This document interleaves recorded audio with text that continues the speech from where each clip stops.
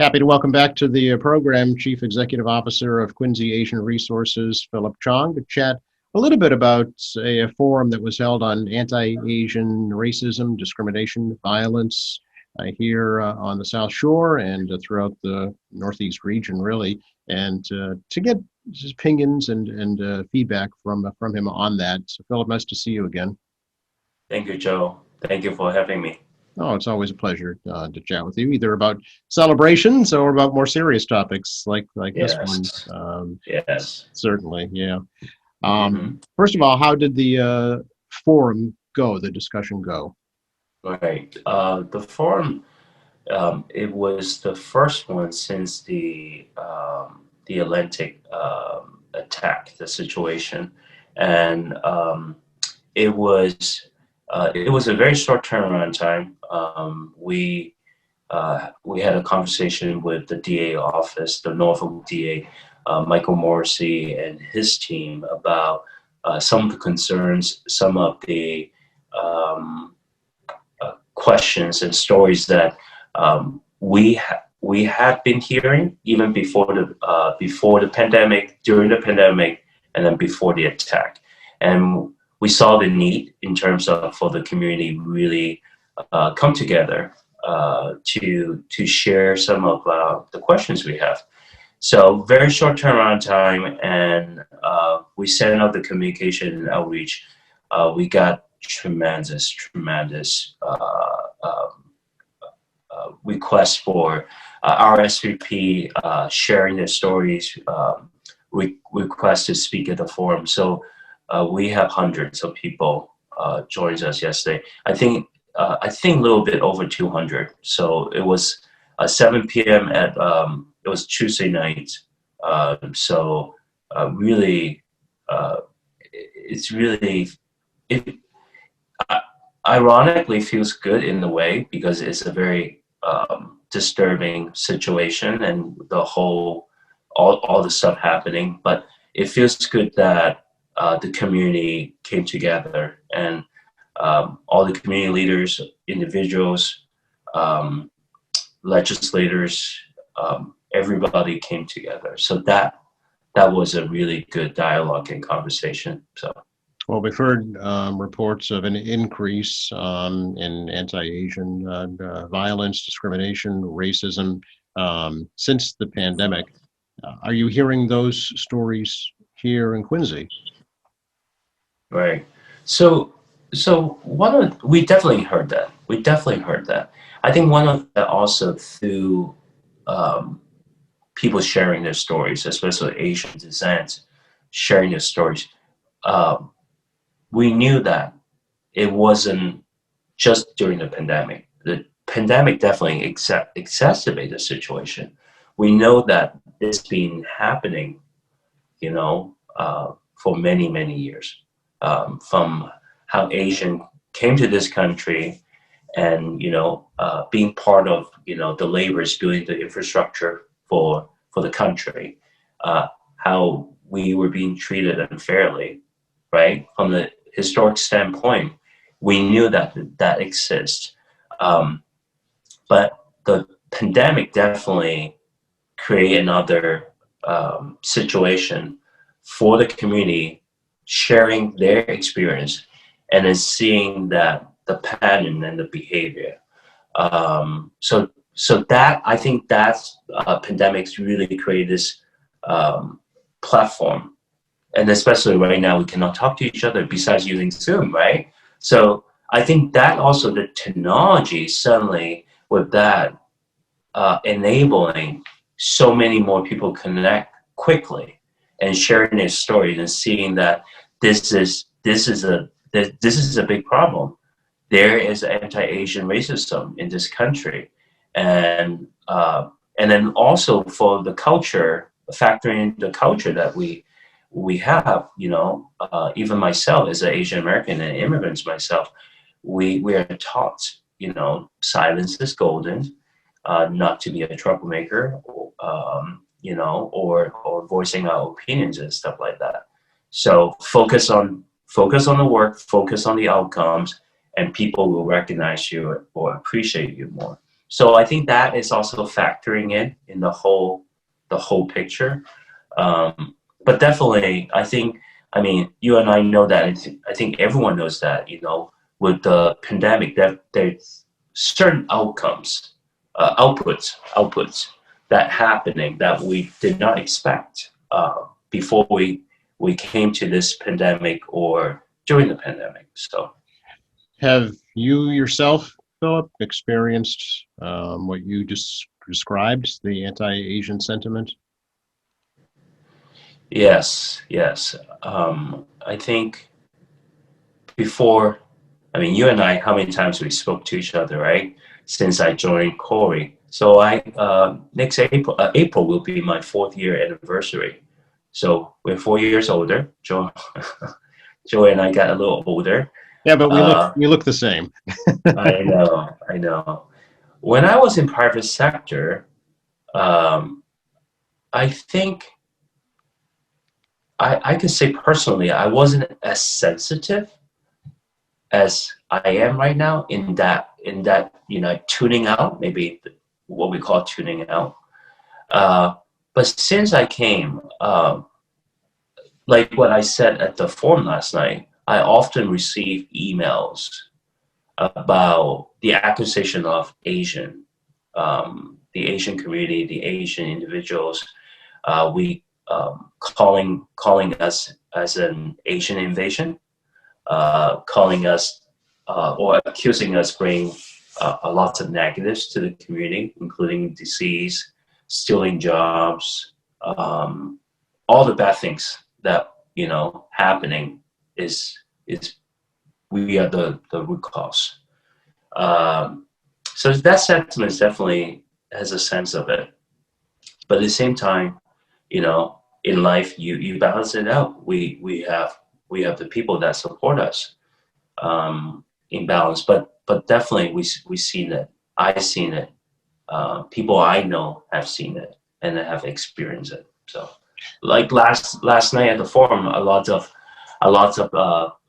individuals, not the panelists, shared their stories Mhm. of what they have experienced. So. And specifically, Philip, here in Quincy, have you heard stories right here in the city? Yep. Some with stories that share in the Quincy. People share in the Quincy some of the harassment, racial harassment, bullying, um, words, hateful words. Mhm.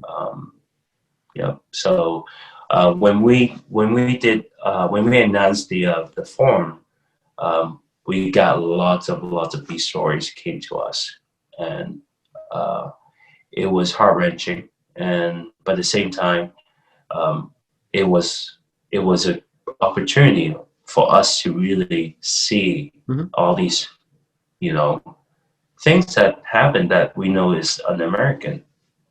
Yeah. So is the goal to provide kind of a platform for people to speak, to air these stories and let the community know about it, or is it also to develop new laws, regulations in place to combat that? Right. So I don't think there's one solution. Be honest. I think what what we are doing is to create more in the awareness, right? I think that's number one is very important.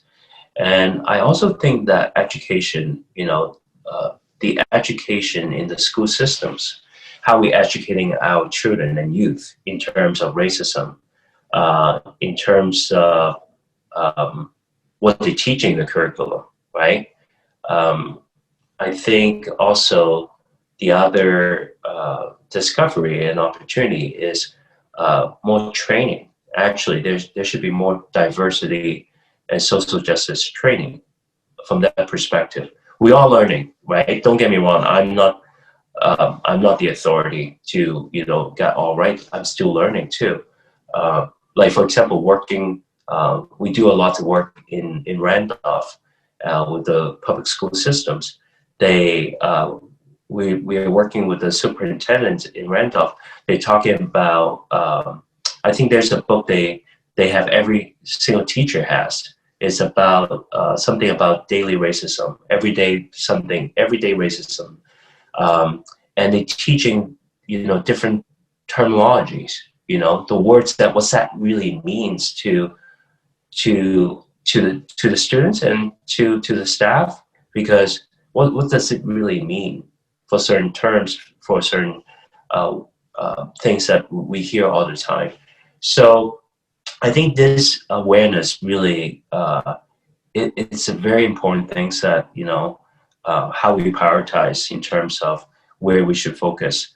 I think awareness through the dialogue and continued conversation.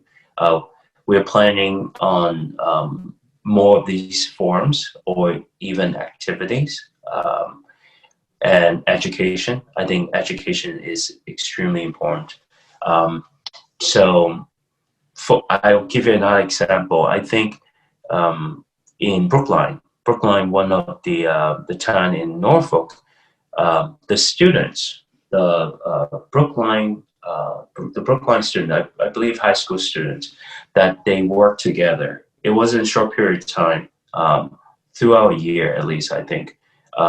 They pushed to get the Lunar New Year as a Category 1 school holidays, right? Oh. So that is that. I believe that's not just Asian students from Brookline. It's all diverse, very diverse town, as we know, and they push for that.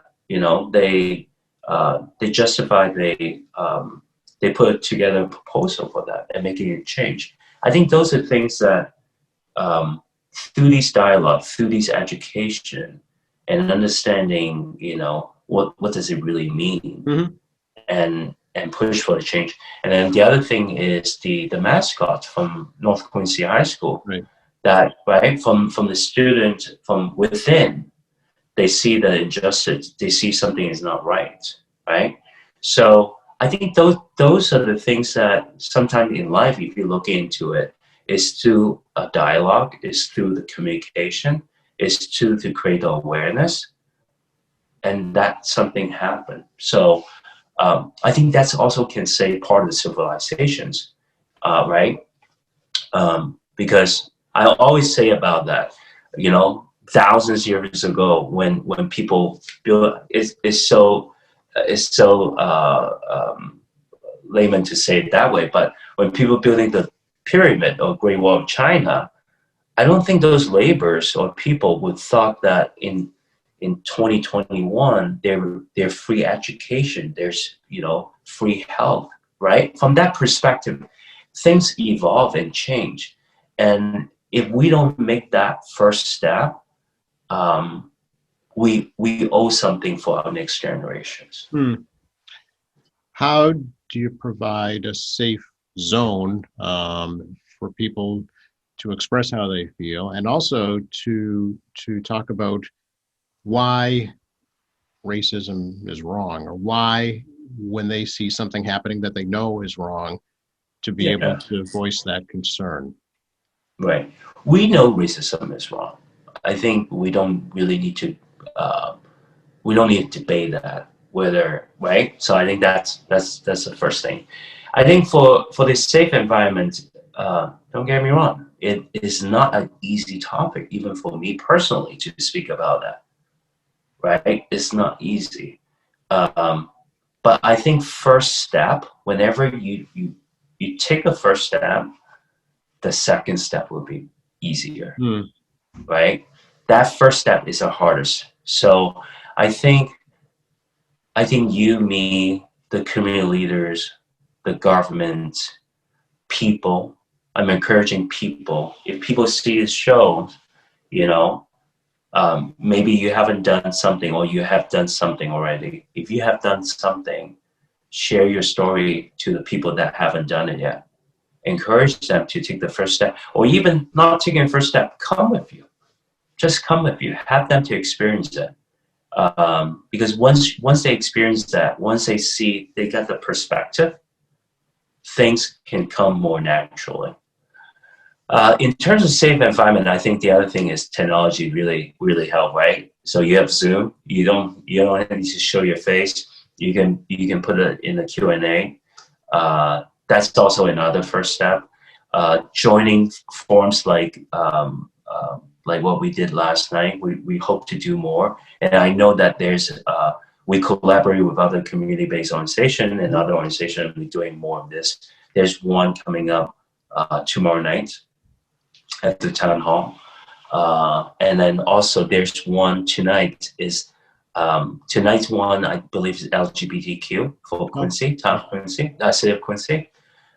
So there are a lot more coming up. So definitely check it out. Yeah. Okay. Mhm. Philip, how important do you think it is to have a diverse teaching staff in the public school system, specifically here in Quincy, where students of color can kind of see themselves reflected in the teacher? Okay, this is a sensitive topic. I know, right? Why is this sensitive? Because there's a lot of factors. So if I have to put a blanket statement, yes, we would like to have more diverse teachers representation in any school systems, right? Not just Quincy, right? I can say that in the Brookline school, my daughter's school, there's not enough diverse representation as well. But going back, I used to work at higher education in academia. So for licensure, for teacher licensure, it's not easy pathway, right? So and then once you have a limited pool, and then how you make it more attractive to your candidates pool to join your workforce. So they're all different statement. I don't think that is that simple that you can make the change, but we should make the change. This is something that we definitely will help the city. We'll work together with the key stakeholders, and then create more. I would say to push for the really encourage the graduating senior to really consider that track, right? So I was in the healthcare sector, and we know that social work and mental and behavioral health definitely lack of the workforce, and it's not as popular track as people would have would choose. And now we're talking about bilingual we're talking about, so meaning that people, let's look in the high school system, people with the bilingual and decide to go to that track. And going back to teacher, it's also a track system, right? Yes. Is right. If you later on in your life, if you want to change after you got your bachelor degree and you determine, oh, I want to get my teaching degree, it's tougher. It's not as easy that like a switching light. So we want to encourage the graduating senior from high school to choose that track, including social work for mental and behavioral health. This is something we're working, and this is something that we also want to encourage and motivate our graduating seniors. As you know, that every year we give out scholarship for our graduating seniors. One of the things that we want to do this year is encouraging people, if they choose that track, this is a scholarship that we can help support you. So so to answer your question, I don't know if you prefer the people you interview give you yes or no questions, or someone like me keep talking. I prefer you to answer how you see appropriate. Right. I don't want to put words in people's mouths, that's all. Yes. Do you think, Philip, that the current laws that are in place, existing laws with regards to civil rights, are adequate to combat hate, racism? This is even more complicated. Um, I think there is some existing laws definitely really, targeting into that hate crime, discrimination, but there's also the perception of how people take, right?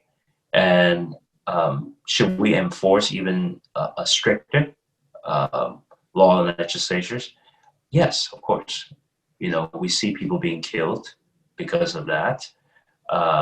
So yes, this is something that uh, we hope to work with our coalition, with different organizations, and to push for the change with in the support of the legislators. So. Yeah. Did the district attorney indicate if he was pushing for any kind of changes in the law, or if he felt the laws were adequate as they were? What was kind of his take on the whole topic?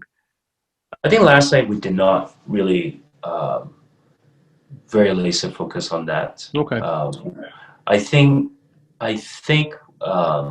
there's definitely some gray area in terms of if things can be more straightforward. Mm-hmm. And we know I think one of the things that I'm very proud as an American. I mean, I moved from China to here is I think the most innovative invention for the America is the Constitution, the law system, the most advanced. We talk about 200 something years ago. If a group of people had that thought process and can think like that, that is the most advanced and innovative. But it's complicated. It's very complicated. But I think through these conversations, through this dialogue, and through these movements, and that's how push for the direction how we want to change, how we want to see the civilization go to. Yeah. So, yeah. What do you think some of the greatest misconceptions are about Asian Americans, in Quincy and in general? What are some of the stereotypes that you think need to be broken down? Okay. Should I talk about myself first? Whatever you think is appropriate, sure. Um, I think the misconception definitely we are all as just one. We definitely, in terms of as a community, is as one. But in terms of diversity, there's so many different Asian. There's so many different Asian. I can give you an example that we, for our food security project, we also partnered with a restaurant in New York. They are actually Muslim Chinese, the Uyghur, right? If you look at them, you see half of, like, not literally half. It's like you see Asian and you see Caucasian together, right? And the language they speak sounds like Russian. Sounds like Russian. But they're Muslim. The food they eat and stuff, the whole culture. And that's part of China I'm talking about. Okay. Right? So outside China, you have all different countries and stuff like that. They have all different cultures. Our diet is very different. How we talk, our language is very different, right? Culture is very different. So I think put all Asian as one, as a lump together. I think that is, first of all, is definitely a stereotype. And I'm sure I don't even need to spell out with different the stereotype and things we're talking about. I think through this conversation, through the situation happening right now, is continue to talk about, to educate individuals, from our youth, from our children level, right? The children is our next, like what I'm talking about, the next generation is right. our future leaders. We need to educate them. We need to give them more resources and knowledge and exposure in terms of, the diversity and what is it like to experience it. And then in the meantime, and many times that I feel like my kids teaching me something that I think that's a whole evolution we should really, really focus.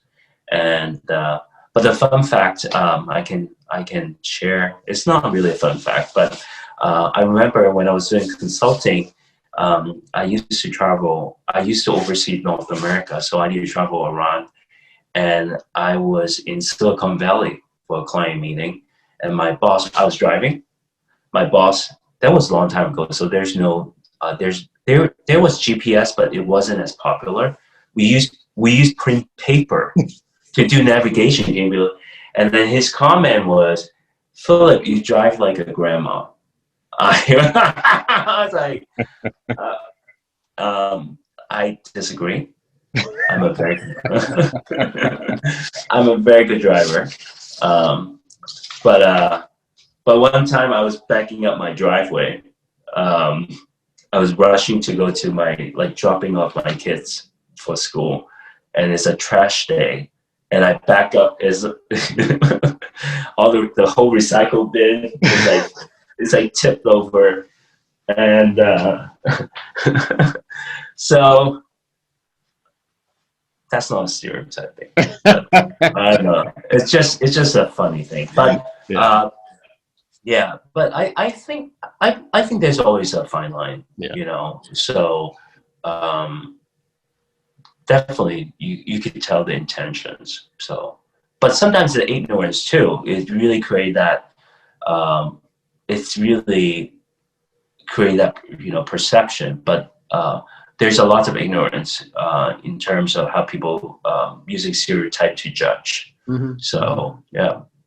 What are commonalities among Asians with the greater population, if you will, or the American culture? What are some of the similarities? Probably more so than the differences. In terms of stereotype? Yeah. But I think education is one of the big gap in terms of if you're looking into the data. Not all Asian are educated, and also economic status, right? That's also another great example. So we definitely need more data. We definitely need to educate ourselves better in terms of how we know the needs are across and how we can properly allocate our resources and support and funding to help people really in need. Instead of thinking as a blanket statement to think that they're all good, they don't need help, and you truly cannibalizing the people that actually need help there. So what will Quincy Asian Resources, Philip, be doing to combat anti-Asian racism going forward? Yeah, so we've been doing a lot from the youth and also from the family and elders. We have our free ESOL class, free citizenship class, and then also free elder survival English class, and we all incorporated in terms of anti-Asian racism. All those, perception, concept, and stuff like that. We'll continue to do the forum. We are actually working on different collaborations with other organizations in terms of activities, creating awareness. We have a town hall with the API CAN, tomorrow night, and then there's a vigil for Randolph on Saturday at 3 p.m.